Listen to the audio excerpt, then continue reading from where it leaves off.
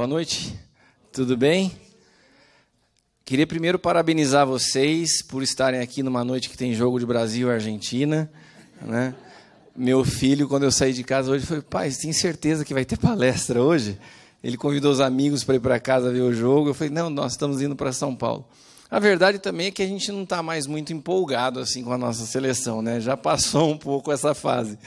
Mas, de qualquer maneira, queria agradecer a cada um de vocês que saiu da sua casa, alguns mais perto, outros de mais longe, para estar nessa noite aqui junto. Espero que o que eu vou compartilhar possa edificar a sua vida, né? Quero trazer um assunto que acredito seja bastante importante nos dias que vivemos e fazer um bem bolado entre essa parte mais técnica e essa parte mais de vida no espírito que envolve esse tema.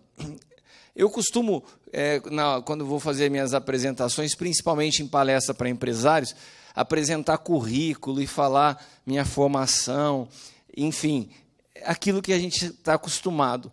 Mas, quando eu comecei a falar sobre esse assunto, eu tive uma oportunidade de dar uma palestra sobre esse tema o mês passado em Itajaí, também para um grupo de empresários.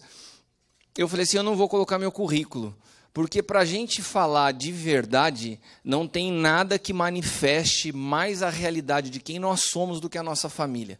Você pode pôr no currículo, até como a gente viu recentemente, uma mulher que se expôs publicamente falando que tinha cursado Harvard e depois descobriram que não era nada daquilo. Você pode pôr no seu currículo o que você quiser. Ninguém daqui vai checar depois se o que eu estou falando é uma realidade. Mas isso eu entendo que nos dias que nós estamos vivendo pouco importa. Na realidade, a verdade que nós carregamos se manifesta nas nossas famílias. Quando a Bíblia ela apresenta uma história que é muito conhecida, que é a história de José, a história da origem do povo judeu, tem uma história muito interessante, porque José tem um sonho, ele é chamado pelos seus irmãos, pelos seus conterrâneos de sonhador. E ele tem um sonho, e ele vai contar esse sonho ao seu pai, né, Jacó. E ele fala assim: pai, eu tive um sonho. Eu via o sol, a lua e as estrelas se curvando diante de mim. E quando ele fala isso, ele não estava falando nada, ele estava contando, descrevendo o sonho que ele teve. Vocês conhecem essa história? Quantos conhecem? Beleza, então eu estou em casa, todo mundo aqui conhece.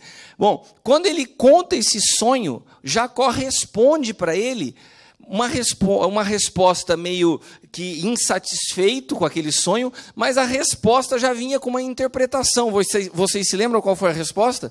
Você acha que eu, sua mãe e seus irmãos vamos nos curvar diante de você?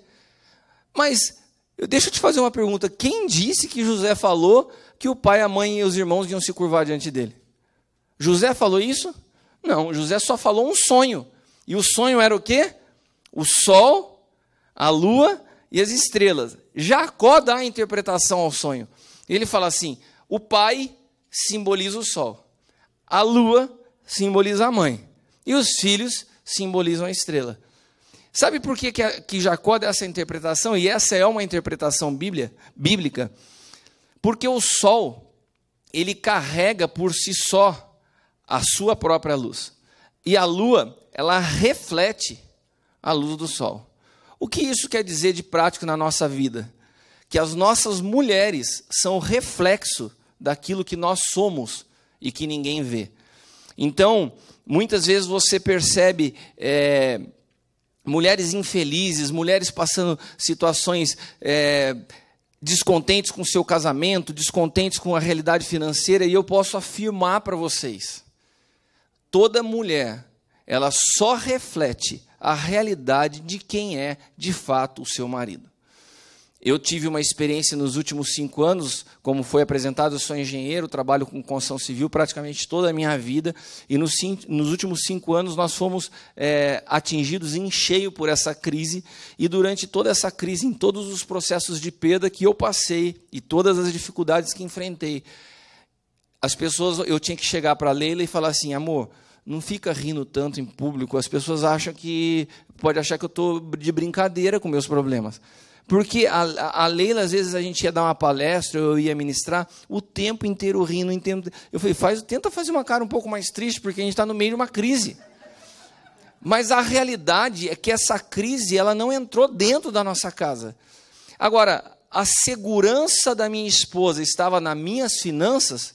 Com certeza não. Senão ela estaria vivendo um caos. A segurança da minha esposa estava em mim? Também não, porque as minhas emoções oscilaram muito durante esses períodos. A segurança dela estava na fé que eu portava em Deus. Porque ela falava assim, o jeito que ele depende de Deus, Deus não vai falhar na nossa vida. Então o que a mulher precisa, na realidade, é de um homem que tem a sua vida alicerçada em Cristo. Isso transmite segurança e isso produz um lar estável. Fora disso, nós vemos muitas realidades que são superficiais e artificiais. E às vezes nós nem percebemos. Então, eu queria apresentar para vocês o meu currículo. Eu creio que de tudo que eu tenho para falar, o mais importante é que eu tenho uma esposa que está sempre desse jeito, sorrindo. Queria que vocês colocassem de pé. É a parte melhor. Se nós somos é a minha melhor parte. Olha para eles te conhecerem. Essa é a Leila. E nós temos 2 filhos maravilhosos, o Caio e a Bruna. O Caio está com 16 anos e a Bruna com 12. E a gente vive essa família abençoada que tem me dado forças para suportar aí os dias difíceis. E eu queria conversar com vocês um pouquinho sobre esse assunto de autenticidade em dias onde uma mensagem com uma foto no celular não é sinônimo de que essa foto é da pessoa que mandou. Quantos de vocês lembram essa história que aconteceu recentemente, que tomou as mídias nacionais? O Neymar recebe uma mensagem e depois teve que expor tudo o que aconteceu na sua intimidade, para poder se defender. Mas o que eu achei interessante é que quando a menina começa a entrar na conversa com ele, ela manda umas fotos dela e ele responde para ela, e aí, fake? Ou seja, essa aí não é você. A foto que você está me mandando não é sua. Hoje nós temos uma dificuldade de saber com quem nós estamos falando. Qual é a realidade da pessoa que está diante de nós? Ou, se nós não conhecemos a pessoa, se você olha um perfil de Instagram e Facebook, qual a realidade daquela situação? Qual a verdade que há por trás das imagens que nós observamos? Porque nós estamos correndo o risco hoje de nos tornarmos admiradores de pessoas que não existem. Elas são uma imagem apresentada nas redes sociais que não é a verdade dos fatos. Pessoas que às vezes estão em depressão, pessoas que têm uma família destruída, pessoas que aparentam algo nas redes sociais que não existe, e nós nos tornamos admiradores.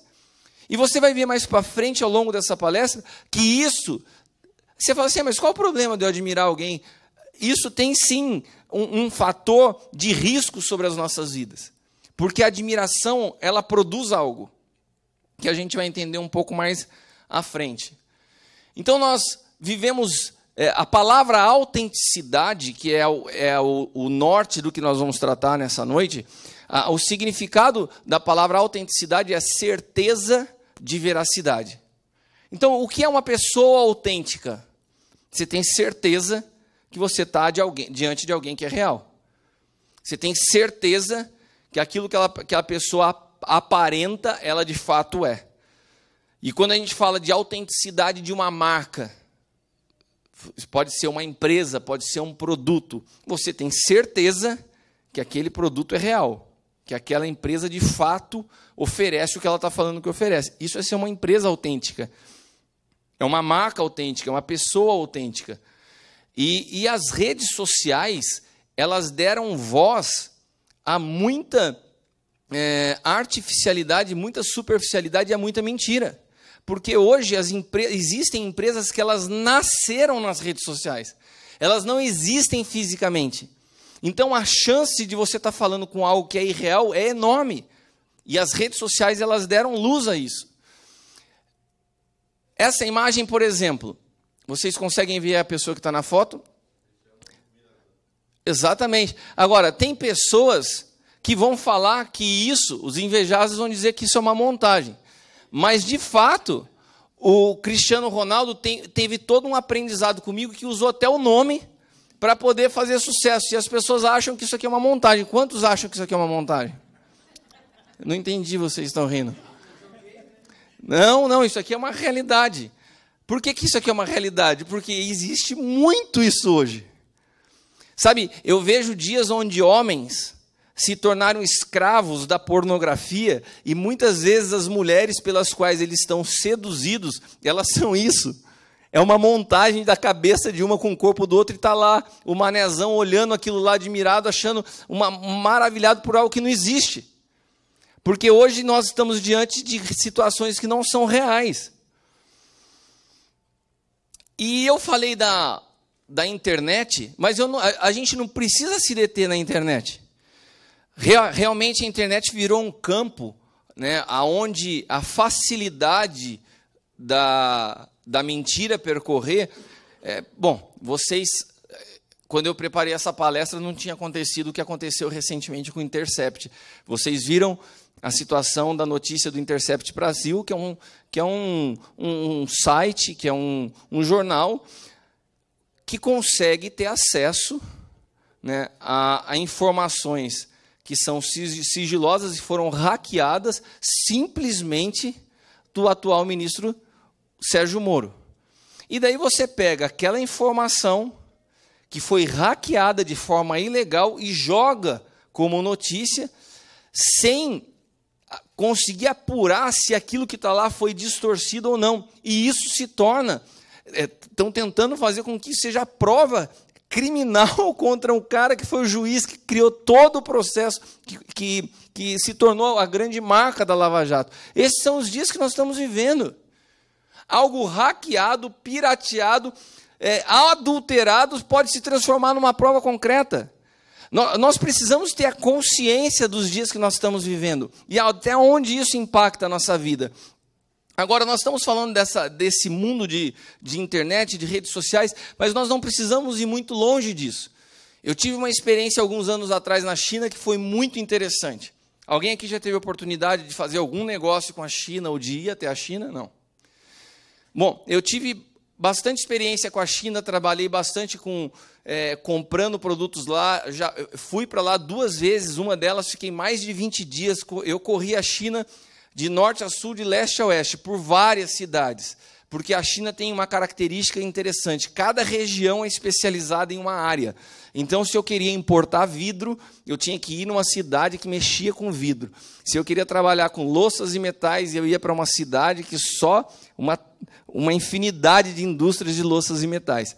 E nós fomos para a maior feira de construção que havia na China naquele período. E naquela feira eu estava procurando exatamente louças e metais, né, que é para ser utilizado em apartamentos, em prédios residenciais e comerciais. E quando eu cheguei naquela feira, a gente foi visitando alguns estandes, até que eu me deparo com um estande muito bem apresentado. O dobro do tamanho dos outros, um material de altíssima qualidade. Pensa num book assim, com verniz, com um portfólio incrível, produtos maravilhosos, e eu olhei todos os selos de certificação de qualidade, e daí o tradutor que estava comigo, eu falei assim, gostei dessa empresa, material bom, certificada, uma bela apresentação. Daí ele falou assim, tem um problema, essa empresa, o local dela é muito distante daqui. Eu falei, mas eu não vou na empresa, eu vou comprar o produto. Ele falou, não, aqui na China é bom a gente verificar a empresa antes de você comprar. Eu falei, mas eu estou gostando de tudo aqui, está muito bom. Ele falou, não, vamos amanhã visitar a empresa. Eu lembro que a gente alugou uma van, eu viajei como que umas 5, 6 horas de van para chegar até o local. E rodamos. Quando eu chego lá, eu achei já um lugar para uma indústria do porte, que era... daí, beleza. Eu falei, eu não conheço a cultura, o país deve ser diferente, fui lá. Quando eu cheguei lá, isso aqui, 14/9/2011, essa foto foi uma foto que eu tirei. Não sei se você consegue ver as condições de trabalho. Aqui é uma mulher com um bebê aqui e outro bebê aqui. Isso aqui é aquelas bases, né, a coluna de cerâmica, a coluna de louça de uma pia, em cima de onde ela estava. Isso aqui não era horário de intervalo. Aquela barulheira, a fábrica operando, e a mulher com as crianças ali embaixo. E assim, em diversos lugares, uma condição horrorosa, um negócio, além do material não ter qualidade, as condições de trabalho eram condições escravas. Agora, o que eu ia fazer se eu não tivesse visitado aquela empresa? Eu teria acreditado no quê? Numa imagem, num folheto bonito. A minha pergunta para você hoje é: o quanto você é seduzido no processo de compra pela imagem que está diante de você? O quanto nós ainda temos o nosso olhar natural governando as nossas vidas? Eu não sei se vocês conhecem a história do apóstolo Paulo, mas o apóstolo Paulo, durante muito tempo, ele acreditou que ele caminhava na verdade. Naquela época, o nome dele era Saulo, ele era conhecido como Saulo, um teólogo que estudou aos pés dos maiores mestres da sua época. E, em nome da verdade que ele achava que conhecia, ele matava pessoas. O dia que ele tem uma experiência de fato genuína com Deus, diz a Bíblia que Saulo ficou cego dos seus olhos naturais para que ele pudesse ser ativado numa visão espiritual da vida. E quando os seus olhos espirituais se abrem, ele reconhece que tudo que ele estava vivendo estava errado. Todo estudo, toda cultura, tudo que ele aprendeu, ele considera como lixo diante de ter conhecido a verdade. Sabe o que eu estou querendo te dizer? Nenhum conhecimento humano pode te fazer conhecer a verdade. Por mais que você se esforce, por mais que você estude, por mais que você busque, a verdade não é acúmulo de conhecimento. A verdade é uma pessoa. Foi Jesus que um dia disse: eu sou o caminho, a verdade e a vida. Nós não podemos conhecer a verdade através de estudos. Nós conhecemos a verdade quando nós conhecemos a natureza de Cristo. E essa foi a experiência que Saulo teve, que abriu os seus olhos espirituais e falou: não, o que eu estou vivendo aqui está errado. Pode ser que o que você esteja vivendo na sua vida seja apenas a sedução daquilo que os teus olhos mostram. E quando você vai a fundo, você vê que não tem vida. Mais ou menos o que aconteceu quando eu vi essa fábrica. Um folheto, um folder, um stand me seduziu. Eu falei: cara, esse negócio é demais, essa empresa é muito boa. E se aquele intérprete, aquele tradutor não tivesse me feito visitar a fábrica, eu teria comprado esse produto. E quando eu chego e me deparo, eu falo: como isso? Vocês falam para mim que tem certificação de ISO 9000, de ISO 18000 e uma condição dessa de trabalho? E ele ainda me falou assim: Cristiano, isso é uma realidade na maioria das fábricas aqui na China. Eu falei: mas eu não vou comprar dessa empresa. Mas por que eu estou falando isso? Porque às vezes a gente acha que essa dificuldade de enxergar o que está por trás de uma empresa é uma realidade do mundo virtual ou do mundo da internet. Não é. Isso está acontecendo continuamente diante dos nossos olhos. Só que nós não percebemos isso. A dinâmica da vida nos cega para enxergar marcas, para enxergar empresas e para enxergar a realidade de quem são as pessoas com quem nós convivemos. Qual a verdade que elas carregam por trás da imagem que elas apresentam. Isso aqui é um caso muito mais próximo nosso. Vocês todos devem conhecer. Tomei muito isso aqui quando era criança. O Tang. Quantos conhecem o Tang? A marca. Ah, que bom. O Tang, ele começou a colocar esse selo, né, com uma folhinha aqui, olha, eu não sei se você consegue ver, sem corantes artificiais. Gente, espera aí. Se você pegar um saco de cal e derramar um pacotinho desse de Tang de laranja, você pinta a sua casa de cor de laranja. Você não precisa de corante. O Tang é suficiente para você pintar a sua casa inteira. Ah, mas eu quero colocar uma cor roxa. Pega o Tang de uva, mistura num saco de cal e pinta a sua casa. Você já tomou um copo de Tang? Você já viu como que fica a sua língua depois que você bebe? E o cara quer me colocar aqui que não tem corante artificial. Por quê? Eles estavam perdendo vendas. começa a se gerar na sociedade uma cultura, uma consciência de uma vida mais saudável. Nós não podemos... Vou mudar todo o meu processo de fabricação? Não, eu coloco um selinho de 100 corantes artificial e o pessoal, eles dispararam. A estratégia foi perfeita, dispararam o número de vendas. Até que nós estamos vivendo dias, pode parecer aos olhos naturais que o mundo está piorando, mas eu quero te dar uma boa notícia, não está. O mundo está muito melhor do que ele era no passado. A verdade está cada vez mais, mesmo em dias de fake news, nós estamos vendo a verdade vindo à luz cada vez com mais força. O que aconteceu com essa empresa? Ela foi processada, teve que pagar uma multa de $1 milhão, que não é nada diante do lucro que ela teve, mas tirou o selo da sua embalagem e perdeu imagem, e perdeu prestígio, perdeu reputação no mercado por causa de uma propaganda enganosa. Eu poderia citar muitos outros casos, mas eu estou falando nessa noite para empresários profissionais liberais que precisam entender os dias que vivemos. Não dá mais para criar algo que você não entrega no dia a dia do seu trabalho, do teu negócio. Não dá mais, nem como currículo pessoal e nem como empresa. Os produtos e serviços têm que estar alinhados, acima de tudo, com a verdade. Não há como negar que a sua empresa, se ela não está na internet, se seu produto não pode ser adquirido através de um smartphone, você entrará em problemas nos próximos anos. Eu estou falando de dias de verdade e estou falando que a internet é uma terra de ninguém. Mas eu tenho algo que a gente precisa compartilhar. Se o teu produto não pode ser adquirido através de um smartphone, você corre problemas nos próximos anos. Hoje, de clínicas, de hospitais, a casas e apartamentos, as pessoas buscam através do celular.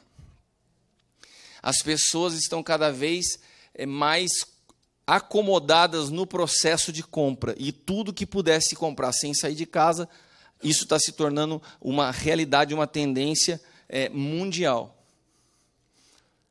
Eu não sei se vocês, creio que a maioria de vocês já ouviram falar do Watson. Vocês conhecem o Watson? Quem não conhece o Watson? O Watson é esse robozinho simpático. Na verdade, ele não é esse cara aí. Ele é a inteligência artificial da IBM. O Watson é um cara que foi inventado e foi dado a ele um nome para fazer o trabalho que advogados não conseguem fazer. Quantos já tiveram problemas com contratação de escritório de advocacia? O Watson é um cara muito mais eficiente que você montar um escritório com um bom nome, ter 10 mil estagiários que, na verdade, fazem o serviço dos advogados, e daí vem só a assinatura de um advogado famoso, que muitas vezes não tem tempo para ver o processo que os estagiários fizeram, e nos dão muitos problemas nas empresas. Sim ou não, Paulo? A IBM falou o seguinte: será que eu não tenho como criar uma inteligência artificial? Através de algoritmos, uma mente que consiga ler o desenho, a linha de raciocínio de um juiz, que consiga pesquisar nas varas aonde os processos correm, qual é a linha, qual é a tendência que ele tem, qual a jurisprudência existente em cada processo. E eles conseguiram criar esse Watson. Esse Watson já é uma realidade nos Estados Unidos, e isso diminuiu, isso aumentou o desemprego para advogados recém-formados de uma forma absurda. Mas eu tenho uma outra notícia para te dar. Ele já está funcionando no Brasil. O tio da Leila, né, é hoje um dos advogados mais renomados na área de concessões de autoestrada no Brasil. E eu estava numa conversa com ele, num café, e ele me disse assim: eu estou comprando o Watson para o meu escritório. Eu falei assim: é mesmo? Ele falou assim: é. Ele falou assim: a eficiência que se tem em trabalhos de pesquisa, hoje, de um advogado recém-formado que faz esse trabalho, é na ordem de 60%. O Watson ele leva isso para 95%. A chance dele conseguir entender o pensamento do juiz e te trazer uma defesa perfeita é muito superior a qualquer pessoa. O que está acontecendo? O número de funcionários está acabando. né? O número, as vagas de emprego para advogados está diminuindo. E o meu filho, que tem 16 anos, ele está com muita vontade de fazer direito. E esse tio da Leila tenta desencorajar ele. Ele falou, cara, já não tem mais emprego no mercado. Porque a inteligência artificial está entrando em todas as áreas, né? O trabalho da advogada inorgânica é, em média, se você pegar inorgânico, quando eles falam, uma pessoa comum para um software desse do Watson, aumenta para 95% a eficácia desse tipo de trabalho, que já está atuando hoje nos escritórios de advocacia no Brasil. Ok? E o que isso tem a ver com a autenticidade das marcas? Nós precisamos entender que toda marca, ela carrega parte do seu Criador. Sabe, quando Deus cria o homem, Ele transfere ao homem o seu próprio espírito. Ele transfere ao homem as mesmas características da sua natureza. E qual era a principal dessas características? O homem daria luz, o homem se multiplicaria e transferiria para toda a humanidade a natureza que ele carregava. Então, qual era o projeto original de Deus? Deus coloca o homem num jardim e coloca duas árvores. Uma representa a natureza do conhecimento humano e a outra, que era a árvore da vida, representa a natureza do Filho de Deus, de Cristo. Ele não disse, eu sou o caminho, a verdade e a vida. Então, a árvore da vida representa quem? Cristo. Qual era o projeto de Deus? Olha, você pode comer de todas as árvores, só não come essa aqui. Deus estava falando assim, por favor, coma da árvore da vida. Mas o homem vai em busca de conhecimento. Até hoje, a gente tenta chegar a Deus tentando entender. Deus não é para que você entenda, Deus é para que você permita que Ele te governe por completo e você se renda a Ele. Tem situações que você vai viver na vida que você não vai compreender com a sua mente humana. E quando a gente começa a entender que tudo que Deus faz, quando Ele cria o homem, Ele transfere parte da sua natureza, Ele deixa o homem habilitado da mesma coisa. Ou seja, todas as vezes que eu gero algo, eu transfiro parte de quem eu sou. Você pode repetir isso comigo? Todas as vezes que eu crio algo, eu transfiro parte de quem eu sou. Você quer ver alguns exemplos? Alguém aqui já viu um quadro e falou assim, nossa, que quadro oprimido. Você já percebeu um quadro na parede que você olha e te dá uma sensação ruim? A pessoa, quando ela cria um quadro, ela expressa as suas próprias emoções, parte de quem ela é. Você já ouviu música que você fala assim, meu, essa música, não precisa nem ser sertaneja, qualquer outra música. Você ouve, você fala assim, meu, dá uma deprê, um negócio estranho. Tem músicas que parece que transferem um espírito de suicídio. Isso comprovado cientificamente. Porque quando no processo criativo alguém está criando, ela está transferindo parte do seu espírito para aquilo que está criando. Por quê? Porque nós recebemos essa natureza de Deus. Tudo que nós criamos carrega parte do que nós somos. Isso é um fato.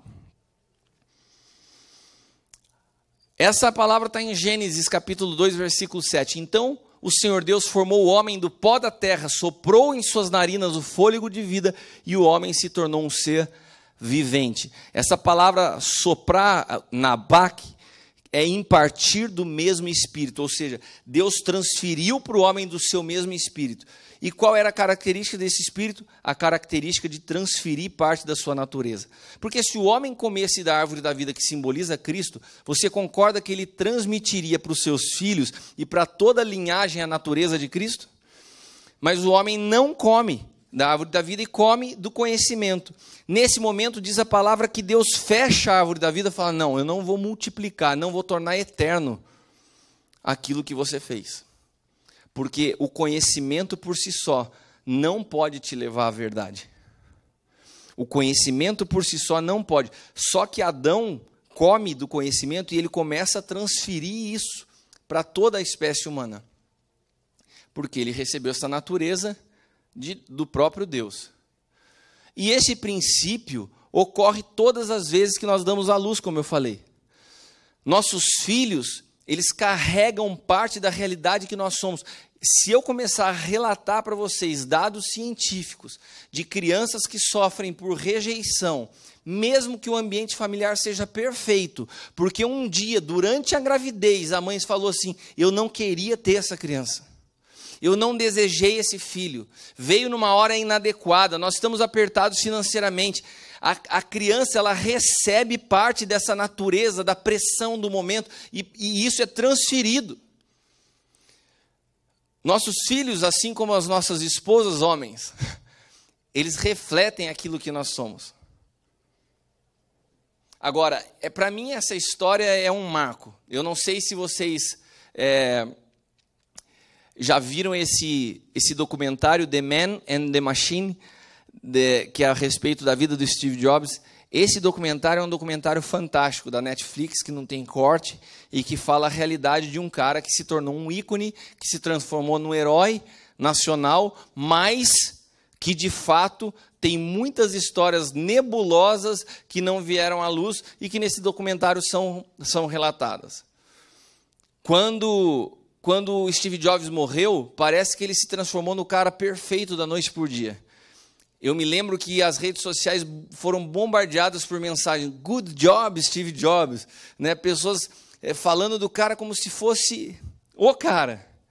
Mas a realidade desse cara é uma realidade extremamente complicada. Ele foi adotado por seus pais, ele foi um cara que se sentiu e sofreu de um espírito de rejeição durante toda a sua vida.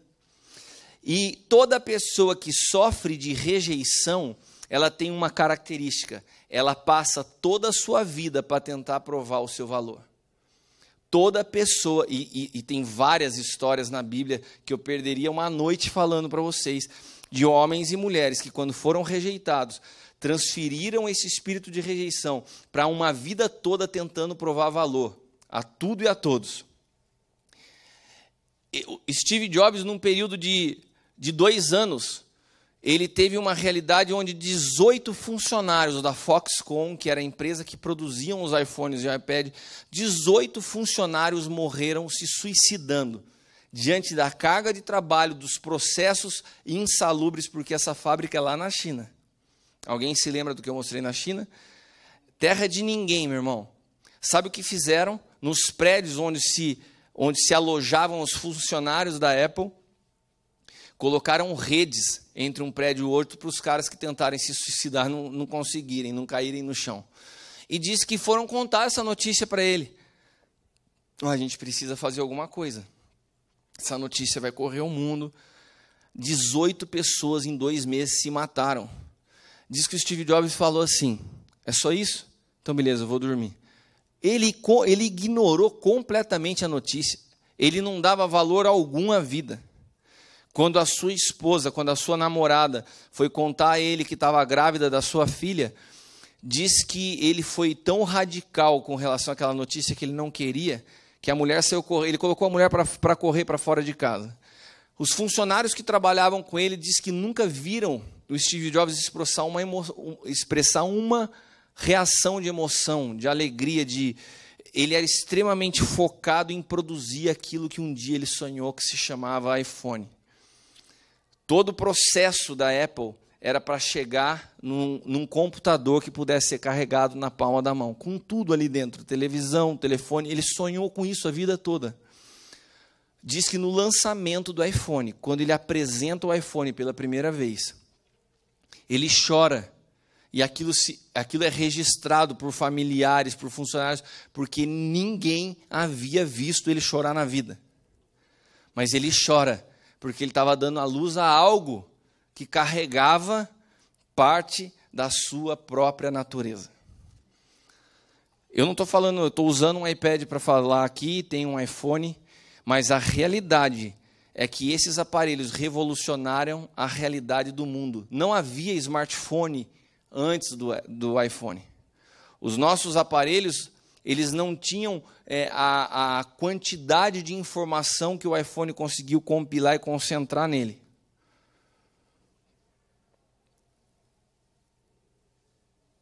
Isso aqui é uma parte do próprio documentário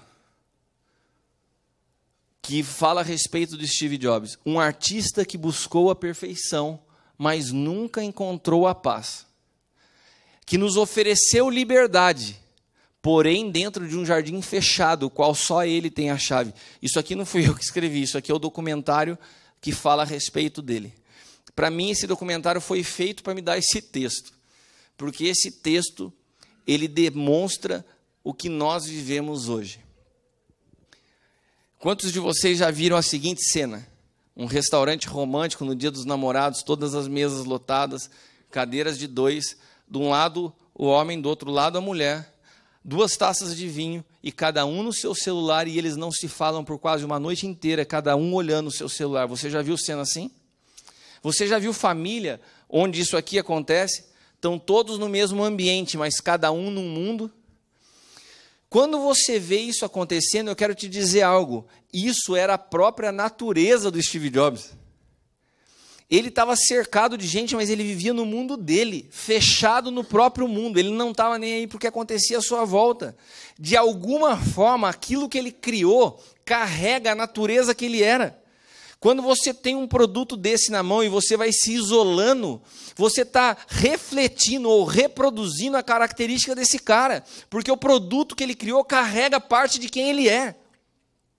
Nós precisamos ter consciência de que aquilo que nós fazemos, aquilo que nós deixamos como legado, aquilo que as nossas empresas constroem, elas não são inocentes. Elas carregam parte de quem nós somos. E ele deixou isso como uma amostra real para que nós possamos entender que em cada um desses aparelhos nós temos um pouco daquilo que ele era e de como ele se sentia na vida. Cercado de gente, alcançando sucesso, mas sem paz e isolado no seu mundo. E a Bíblia tem um texto que fala de uma parte muito interessante, que ela fala assim, que toda a natureza aguarda com expectativa que Cristo se governe, a revelação de Deus, que toda a natureza aguarda, geme como com dores de parto. Sabe por quê? Porque toda a criação, ela se rende ao Espírito do seu Criador. Então, quando nós olhamos para a terra e quando nós vemos essas dores de parto, esse gemido, né, nada mais é do que a criatura querendo o seu Criador. Sabe, quando eu vejo hoje a realidade de pessoas que estão sofrendo, e eu tenho me compadecido muito das pessoas que estão sofrendo, porque uma coisa é você sofrer todo tipo de problemas que nós estamos sujeitos no mundo, sem estar em contato com o teu Criador, e a outra coisa é você sofrer tendo Ele habitando em você. São 2 perspectivas completamente diferentes da vida. Como eu disse a vocês, eu sou engenheiro, sou empresário, já tive simultaneamente mais de 5, 6 empresas. Nós fomos eleitos por 5 anos consecutivos como empresa mais sustentável no segmento de construção civil do Brasil. Ganhando de gigantes como Gafisa, como MRV. Nós íamos naqueles prêmios, via aqueles CEOs daquela empresa, falei, cara, como que eu estou? Era a verdadeira relação de Davi e Golias. E no meio de tudo aquilo lá, tudo aquilo foi passando no vão dos dedos, e eu fui entendendo o que o apóstolo Paulo diz aos Filipenses, sabe, sei viver num pouco, sei viver num muito, sei estar em abundância, sei padecer necessidades, porque eu posso todas as coisas naquele que me fortalece. Então eu experimentei abundância, experimentei escassez, mas eu consegui experimentar o que é mais importante, paz em todas as circunstâncias. Agora, como fazer quando você não conhece o teu Criador? Quando você não conhece o propósito da tua vida e entra em situações de aflição.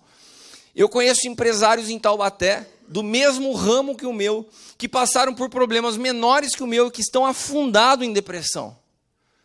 Teve um empresário em Ubatuba, que era um cara que trabalhou muitos anos na Vox, pegou a sua aposentadoria e resolveu, no boom da construção civil, empreender. Vou fazer um predinho para vender. E foi fazer um prédio em Ubatuba. Aqui eu não preciso falar para isso, o Marcos, o Paulo estão aqui, sabem como é o mercado da construção civil. Às vezes você imagina que você vai ter um volume de vendas, você tem outra. Ele fez umas contas equivocadas, era o primeiro empreendimento do cara. E ele vendeu um número de unidades, mas não conseguiu terminar o prédio. Um predinho de 7 pavimentos. No meio dessa crise, e eu não falo isso contando vantagem não, irmãos. Eu falo isso com a dor do que eu passei. Eu parei 2 torres de 20 pavimentos, não consegui terminar no meio da crise. Um prédio que concentrava área comercial, shopping e área residencial. Também não consegui terminar.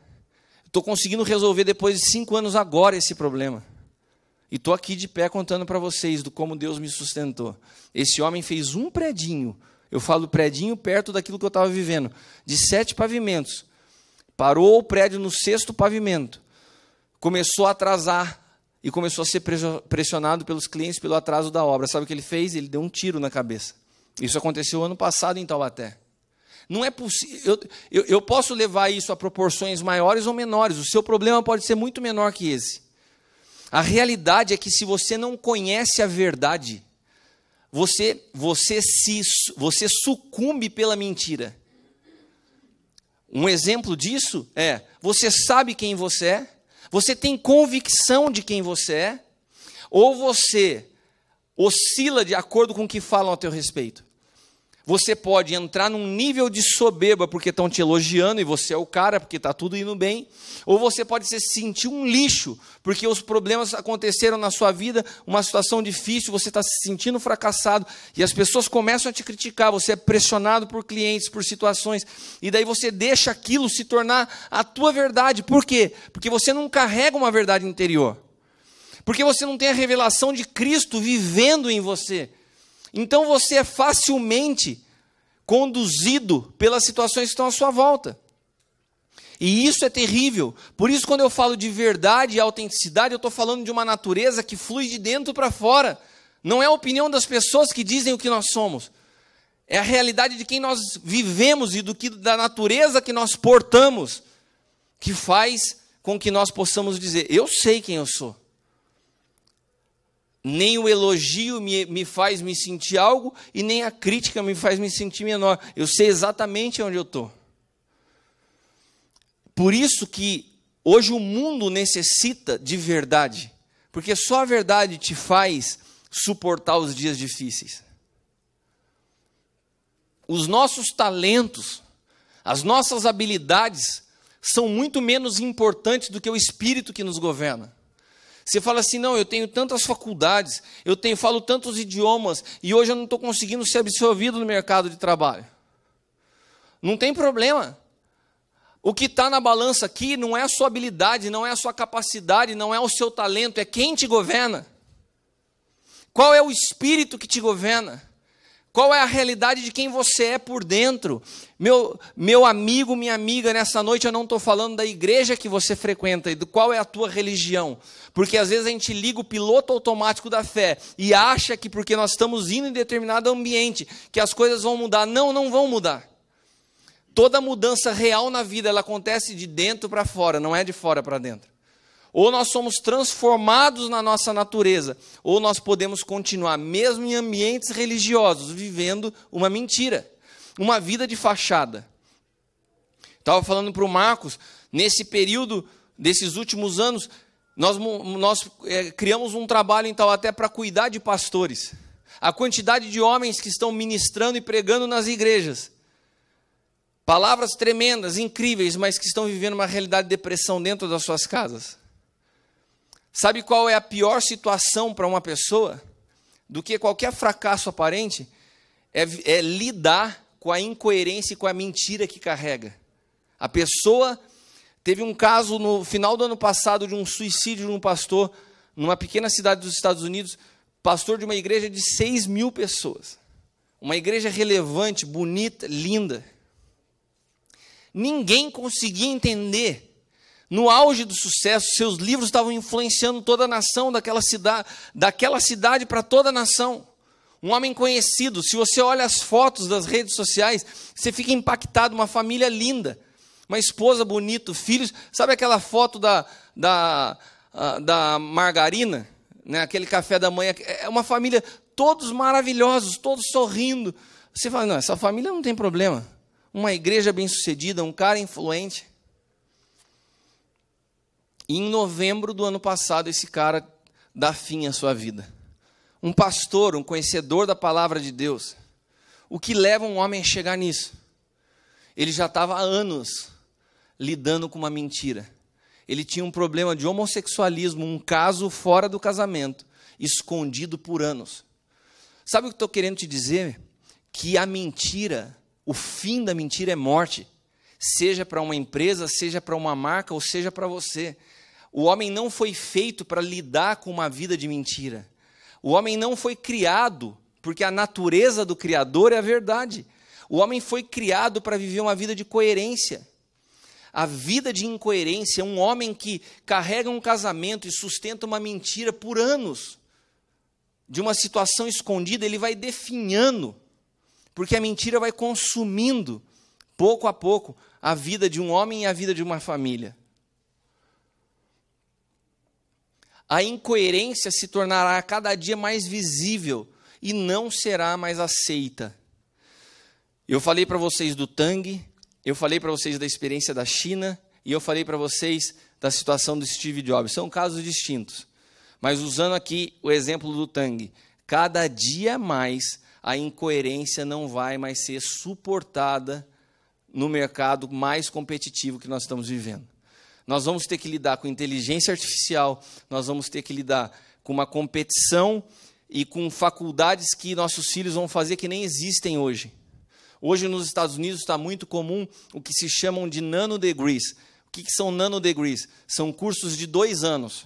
Porque na área de TI, uma faculdade de 5 anos, quando chega ao fim, o cara se forma já desatualizado do que ele aprendeu no primeiro ano, já não serve mais para nada.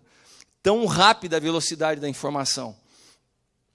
Então, muito mais importante do que conhecimento vai ser coerência e verdade. Sabe, se nós estamos num ambiente cristão, isso era para você estar olhando para mim, sorrindo e falando, uau, chegou a nossa hora.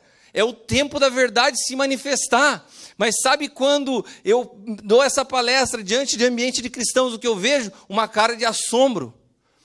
Porque muitas vezes a mentira começa dentro da igreja. Porque muitas vezes os nossos negócios nós não caminhamos com transparência. Porque a gente insiste em caminhar sonegando impostos, insiste nas mesmas práticas do mundo. Só que isso vai acabar. Vai ser cada dia mais complicado você passar uma imagem que não é a realidade do que você vive. Eu acho isso fantástico. Eu vejo como o extermínio da incoerência, que é o título dessa mensagem. A verdade ela vai vir com uma força sobre o mundo que vai exterminar a incoerência, não vai ser mais suportável, não vai ser mais admissível, não vai ser mais aceito a incoerência no negócio. Você lança, vamos imaginar que um empreendimento imobiliário. Você oferece algo, a pessoa vai e compra, faz o investimento de uma vida, e quando ela compra aquilo não é nada do que ela pensou que ela ia receber. A qualidade é ruim, o tempo previsto não é o que de fato ela conseguiu. Sabe o que vai acontecer? Pela velocidade da informação, essa notícia corre. Você não consegue lançar o segundo. Nós não vamos mais conseguir lidar com a incoerência. Ou a gente ajusta, ou nós vamos ser eliminados do mercado de trabalho. Ou as nossas marcas não vão mais existir. Algumas marcas estão desaparecendo da noite para o dia. Eu não sei se vocês viram, esse final de semana aconteceu uma coisa interessante. Quantos conhecem aquele Masterchef, o Fogaça? Aquele cara todo tatuadão do Masterchef. Pô, eu até achava aquele cara interessante, sabe? Gostava do jeitão dele e tal. Esse cara foi fazer uma viagem para Roma. Alguém viu essa notícia? Então, só você viu, eu vou contar, vai ser novidade para os outros. Esse cara foi fazer uma viagem para Roma. E fiquei sabendo esse final de semana, que ele é ateu.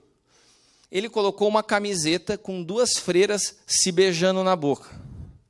Chegou na frente da igreja lá de São Pedro, no coração do catolicismo mundial, abraçou 2 freiras e pediu para tirar uma foto. As 2 freirinhas, 2 senhorinhas, você olha para a cara delas, sabe aquela senhorinha que dá vontade de abraçar, com uma cara de bozinha, inocente, Uma de um lado, uma do outro, e ele com uma camisa enorme, com duas freiras se beijando aqui na frente. E ele colocou uma série de hashtags nessa postagem, tipo assim, que se dane religião, mas assim, esculachando tudo. E depois que ele postou essa foto, ele fez um vídeo caminhando por dentro dessa basílica, e daí ele vai num lugar onde tem o ofertório, e estava escrito assim, Papa Pio XII, se eu não me engano, e daí ele fala assim no vídeo, pô, o cara já morreu há um tempão e ainda tem gente dando oferta para ele, isso aqui tudo, e começa a falar mal da igreja dentro da igreja no vídeo. Gente, foram uma questão de 10 ou 15 minutos, mas ele recebeu um bombardeio na internet. A hashtag, nem vou falar o que falavam dele, mas todo mundo pedindo todo mundo vamos pedir para ele sair para a Band e demitir ele. Ninguém mais assiste o programa dele. Ninguém mais vai nos 3 restaurantes que ele tem aqui em São Paulo. Cara, esse cara vai desaparecer do mapa. Um dia, porque um cachorro foi morto por um vigilante, não era nem da empresa do Carrefour, as pessoas se levantaram e falaram, ninguém mais compra no Carrefour. A gente está vivendo hoje numa era que a velocidade da informação é tão rápida que você não pode andar fora. Você não pode andar fora. Daí o que sustenta você se começa uma notícia que não é uma realidade? A verdade. Qual vai ser a sustentação das nossas vidas nos dias que nós estamos vivendo? Caminhar na verdade. Porque a verdade, ela sempre vai prevalecer. Ouça o que eu estou te dizendo. Se você quer permanecer no mercado de trabalho, se você quer que a sua empresa avance, se você quer que a sua marca tenha sucesso, você precisa ajustar as suas práticas à verdade. A verdade, como eu disse, ela não é um pensamento, a verdade é uma natureza. A verdade é a própria pessoa de Cristo. Sabe como nós vamos sobreviver? Se nós tivermos a mente de Cristo, se a nossa inspiração vier de Cristo, se as nossas ideias vierem de Cristo. Se você tem a mente de Cristo, não tem o Watson que possa te tirar do mercado de trabalho. Eu não tenho medo dessa realidade futura, porque eu sei que toda a abundância de conhecimento Deus depositou na vida do seu filho, e o seu filho se tornou a nossa própria vida. Mas se nós temos uma experiência superficial com Deus e continuamos com uma prática incoerente de mentira, nós vamos ser exterminados do mercado de trabalho, porque estamos em dias onde não se aceita mais a mentira. E aqui que eu queria concluir com essa pergunta. Quantos de nós cristãos permaneceremos no mercado ao sermos confrontados com a verdade? Se eu falasse para vocês nessa noite, para concluir essa palestra, falei assim, olha, tem uma boa notícia para vocês. Nós somos todos cristãos e Deus vai passar uma régua no mercado de trabalho a partir de amanhã. Então, uma boa notícia, tudo que é mentira, todo concorrente desleal, tudo que é falso, tudo vai ser eliminado, vai ficar só o que é verdade. Você estaria rindo agora e dando glória a Deus, ou você fala assim, ferrou. Essa é a nossa pergunta.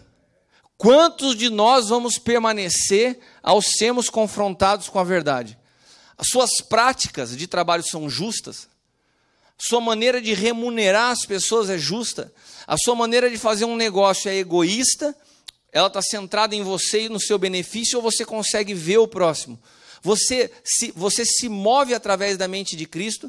Então, eu tenho uma boa notícia para você. Nós estamos entrando em dias onde isso vai fazer toda a diferença. Agora, se você ainda tem uma dualidade de vida, se você se diz cristão e ainda carrega dentro de você uma mentira, toma cuidado. Porque nós estamos em dias onde a incoerência vai ser exterminada. E não é uma questão espiritual, é a realidade dos dias que nós estamos vivendo. Eu queria compartilhar para vocês algo interessante, toda essa experiência com relação a essa natureza, essa verdade e todo esse processo de Cristo ser formado em nós, eu experimentei de uma forma muito intensa nos últimos 5 anos. E nesse período, o Senhor me falou pessoalmente, escreva, relate isso. E eu escrevi 2 livros. O primeiro, quando eu comecei a entrar nesse processo, eu tive uma visão muito clara de uma... Primeiro eu vi tudo ficar escuro, e o Senhor falou assim, eu vou te conduzir à morte de você mesmo. E daí, de repente, quando eu estava naquela experiência, com aquela visão, eu vi uma janela se abrir, mas era uma janela diferente, a janela tinha formato de uma cruz. E o Senhor me falou assim, eu vou te levar a enxergar o mundo através da cruz. E eu escrevi, então, esse primeiro livro, que se chama Cristo de Dentro para Fora. E a capa do livro é exatamente a visão que eu tive. E foi essa experiência da minha natureza ser totalmente eliminada para que eu pudesse experimentar Cristo sendo formado em mim. Isso depois de mais de 15 anos de evangelho. Eu não estou falando que eu conheci Jesus nesse dia. Eu já caminhava com Ele, eu já tinha uma vida de igreja, eu já consagrava a Ele os meus negócios, mas eu tive uma experiência de perceber o meu eu sendo eliminado, a natureza adâmica morrendo e Cristo sendo formado em mim. Um processo onde o Senhor te arranca do controle para que Ele assuma o controle total da tua vida. E quando eu acabei de escrever esse livro, o Senhor me falou assim, mas isso aqui, a cruz não é o fim. Agora eu vou te levar a experimentar o poder da ressurreição. E daí eu escrevi esse segundo livro, que fala Cristo de Dentro para Fora, o poder da ressurreição. O que é você reaprender a viver através da mente de Cristo? O dia a dia, o básico da vida, só que através de uma outra ótica. Foi o que Paulo teve que aprender. Ele teve que reaprender a viver. Ele teve que reaprender a interpretar a Torá. E você sabe que depois que eu passei por esse processo, eu comecei a ler a Bíblia e parecia que eu estava lendo outro livro. Porque, de fato, meus olhos espirituais se abriram. E eu passei a ministrar a palavra de Deus a partir de uma outra dimensão de entendimento e compreensão da vida. Então, esses 2 livros eu trouxe alguns exemplares, eles estão lá atrás estão disponíveis para vocês. E também, se possível, eu queria só falar para vocês desse projeto que a Leila é responsável, se chama FAP. O FAP é um fundo de apoio, um fundo apostólico para a educação. Nós temos entendido que nós temos uma responsabilidade de produzir transformação na sociedade. Hoje, na cidade onde nós estamos, apesar de ser uma cidade que não tem favela, tem uma realidade econômica muito boa, mas nós estamos tomados em vários bairros com tráfico de drogas. E a gente começou, então, a adotar algumas crianças.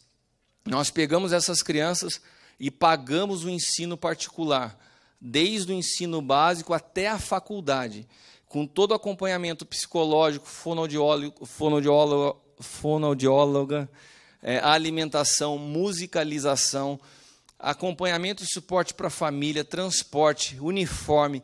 É um acompanhamento completo. E hoje, já faz alguns anos que esse projeto existe, e hoje nós temos a grata alegria de ver arquitetos formados, diretores de TI, e hoje essas pessoas ajudam a coordenação do projeto junto com a Leila.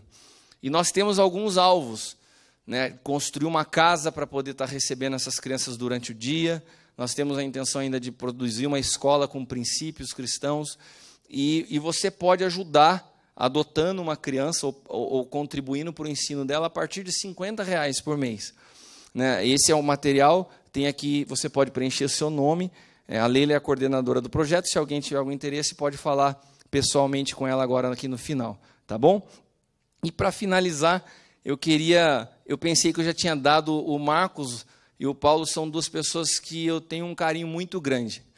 Marcos eu considero um amigo meu pessoal. Quando eu estava enfrentando todos esses processos, algumas conversas dele ativaram em mim algumas coisas muito importantes para eu aprender a suportar isso. E eu pensei que eu já tinha dado esse livro para ele, e eu não dei. Então eu queria dar esses 2 livros para você de presente, e depois eu vou pegar para dar para o Paulo também. E queria agradecer a vocês o carinho de estarem me ouvindo até agora. Deus abençoe a todos. Uma boa noite.